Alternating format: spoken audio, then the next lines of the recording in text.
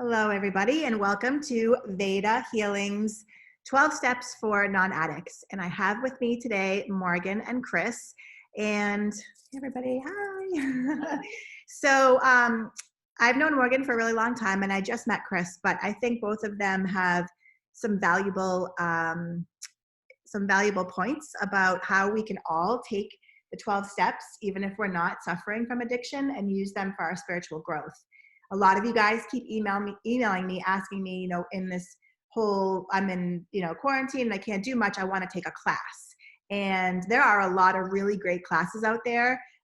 Sounds True is a great place if you were interested in taking classes.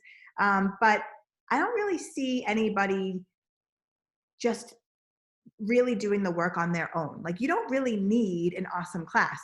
You don't really need a book. All you really need is a piece of paper and a pen and some great journaling questions, which Morgan and Chris are going to give us. So Morgan, maybe we can start with you. Can you give us a brief explanation of your work in the 12 steps and how that was part of you getting sober? Yeah, it was actually a huge part of me getting sober. I don't need to go into my whole story, but I drank and drugged for a lot of years, and it all came crashing down when I was 24, July 5th of 2014. My family had an intervention for me. They asked me if I thought I was an alcoholic, and for the first time in my life, I said yes. And in that moment, I had this immense feeling of surrender, and like a weight was lifted off of me. And from there, my journey in recovery began. I was introduced to the steps about 3 months in by my sponsor because I wasn't drinking anymore. I didn't know how to cope, and I was behaving and thinking and feeling in all the same ways that I had throughout my life that I was able to drink over, but now I wasn't drinking and I needed to do something. And so my sponsor brought the steps to my attention, and as a result of the steps, I have a life today that I didn't think I would ever have. I have freedom, I have awareness, I have the power to change myself, and above all, it brought me closer to God, and I have a working relationship with God today that I never even thought about before. And you don't have to be particularly religious or think about it as God. It could be, a spirit of the universe, anything. For me, it's God, and that is what saved my life. And the steps brought things to my attention that I thought I didn't have any choice in, that I thought were just happening to me and that I was a victim of, when really maybe in some instances that was true, but I also had a part in it, and seeing my part gave me the power and the awareness to change and do something about it. And that's really the part, all of it, I think anybody can benefit from, but the awareness and the power to change is empowering, and that changed the course and the trajectory of my life for sure. Well, it's interesting because I met you when you were in your first year of getting sober, right? Yeah. And so I have witnessed, and this is really where this whole video series came from, to be honest with everybody. I have witnessed and actually done the work alongside Morgan, not the 12 steps, but tons of spiritual work.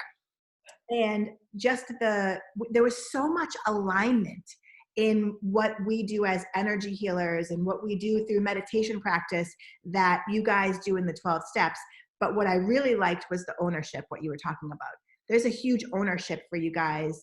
And I think that, this has been the joke all along, right? Like, if every single person in this world went through the 12 steps, we'd be a much happier planet. I really do believe that. So I want everybody who's watching that to know that I watched Morgan go through this, right?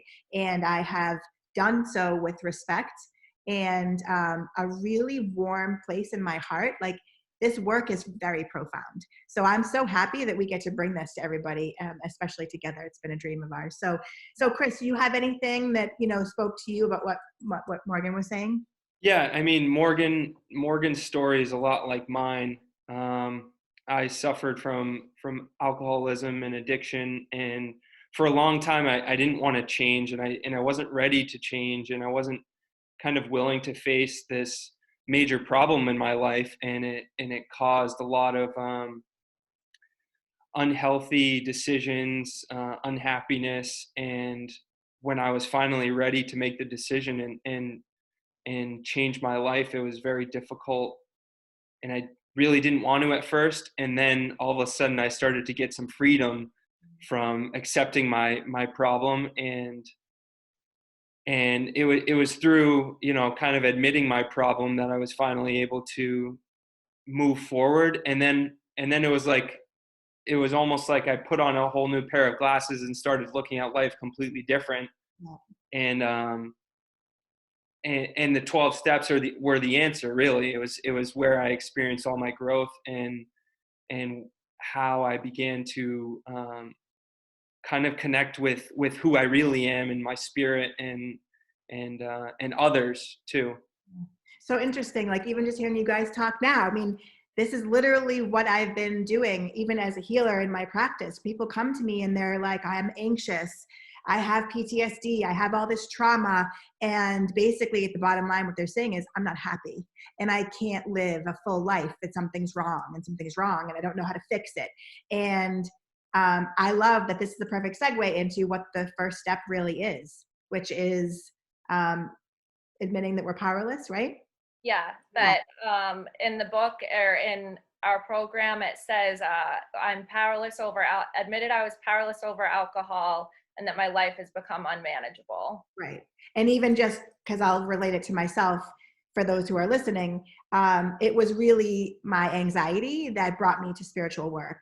I realized that I was powerless over my anxiety. It was totally taking over my life. It was stopping me from doing things. It was stopping me from living. It was actually stopping me from being happy and being present in every moment, and being able to see these special moments, whether it was with my children or my husband or whatever, seeing that moment as a gift.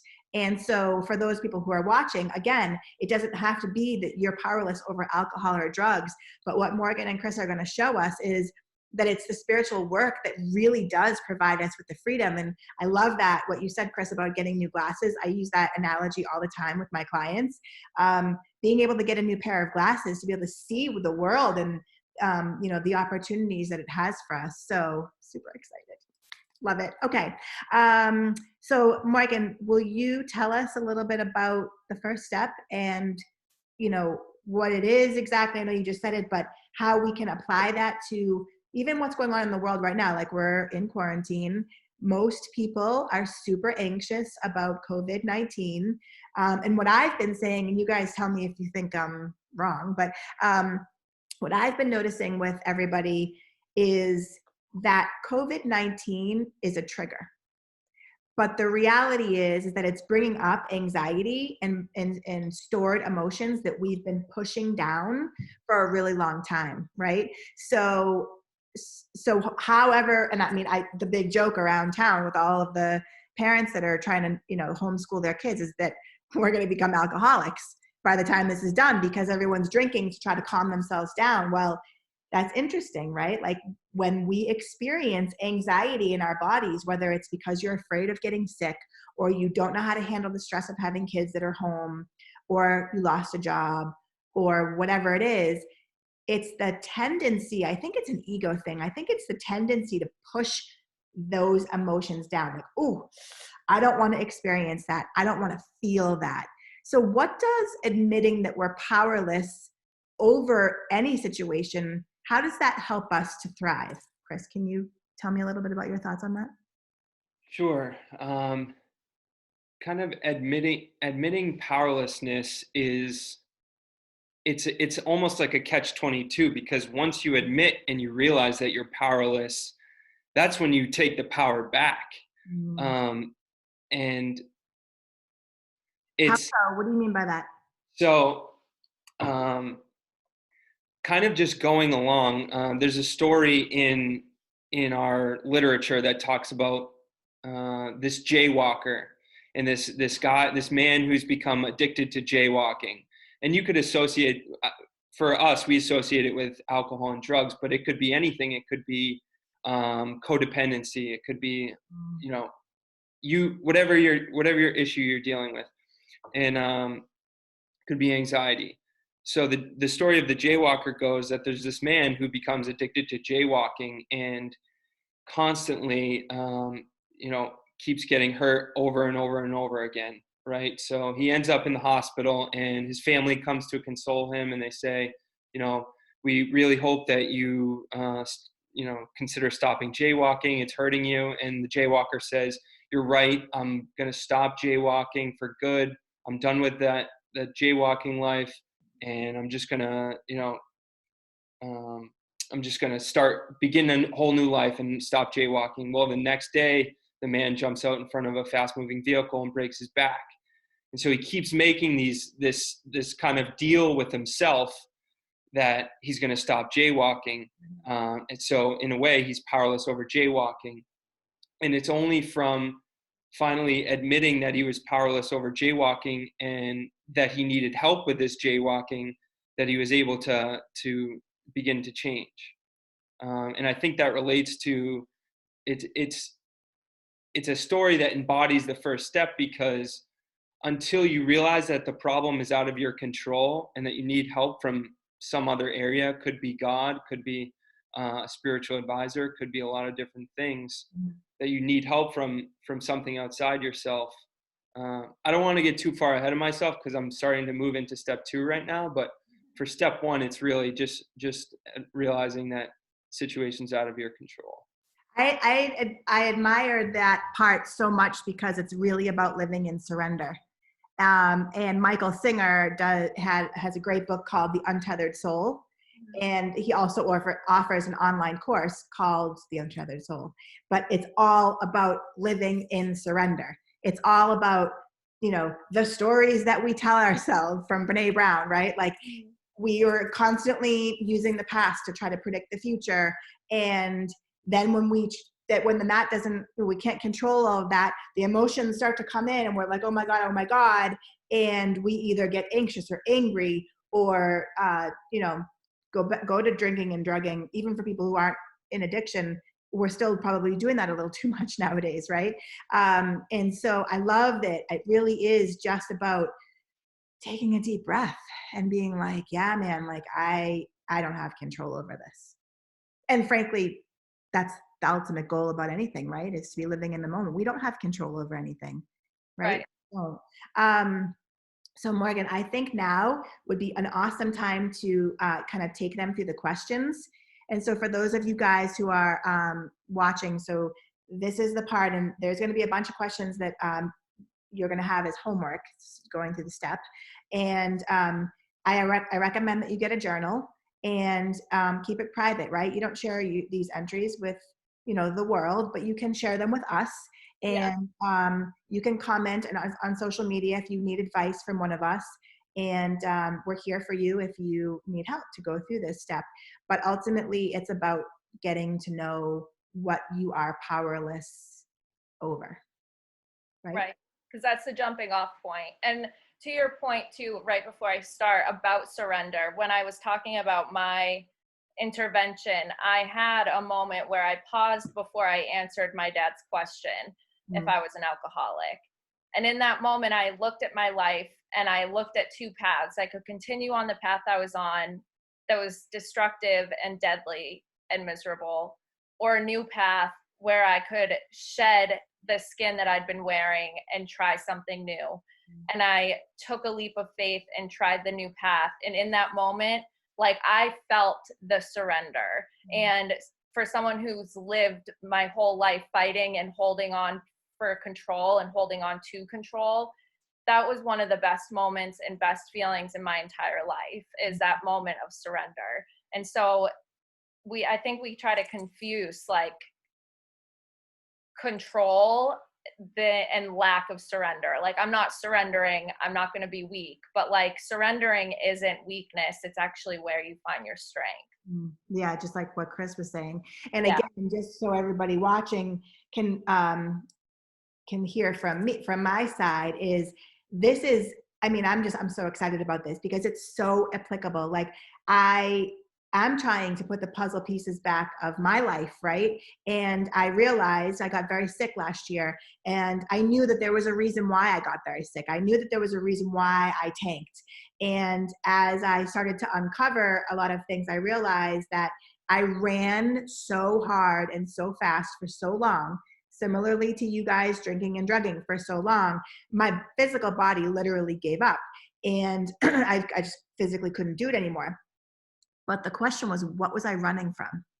Right. And in my own journaling lately, and I know this is probably a different step, but the point of the journaling is very important. So I want people to know that I am starting to uncover the emotions that I was running from.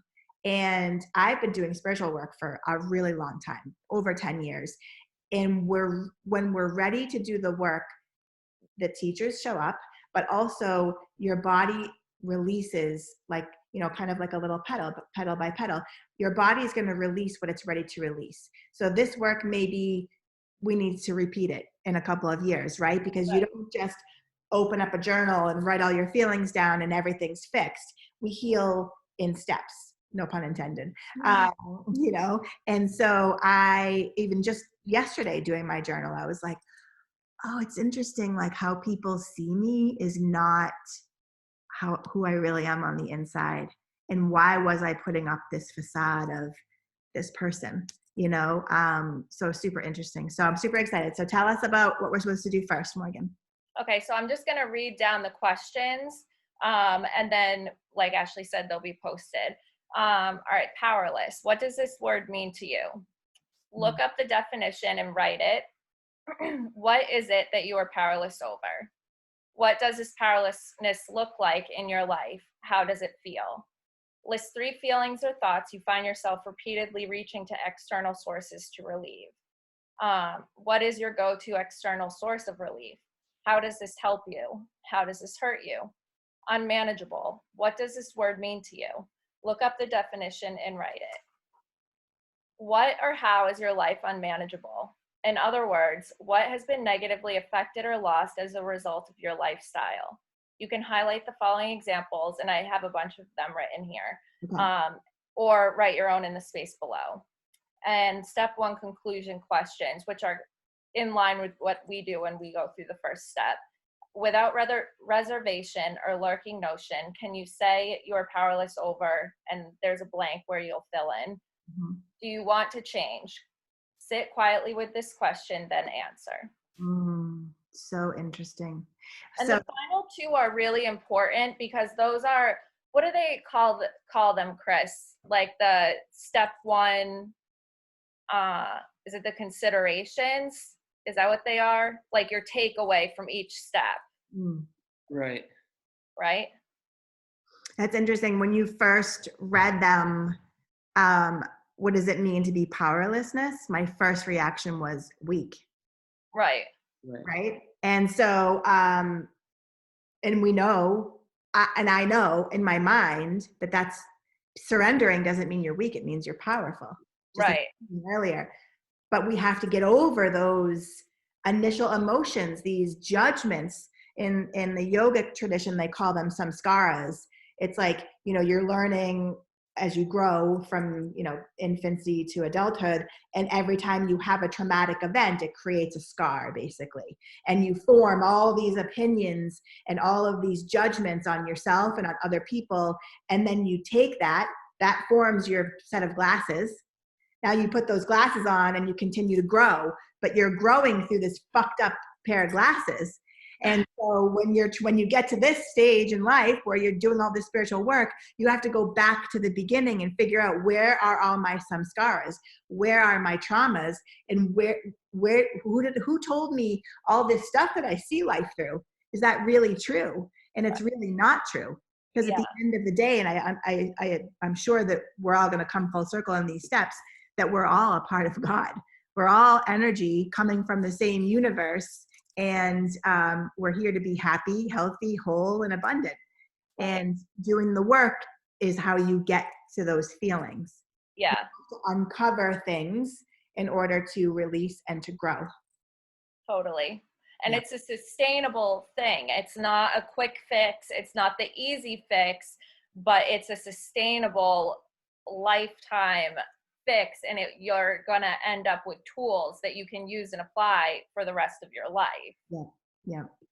Awesome. All right. Well, we are going to sit in our admission that we are powerless over whatever situation you have going on right now, whether it's COVID, whether it's a relationship, whatever it is, whatever you know is holding you back, whatever you would go to a therapist to seek help with, or an energy healer, or whatever, or your priest.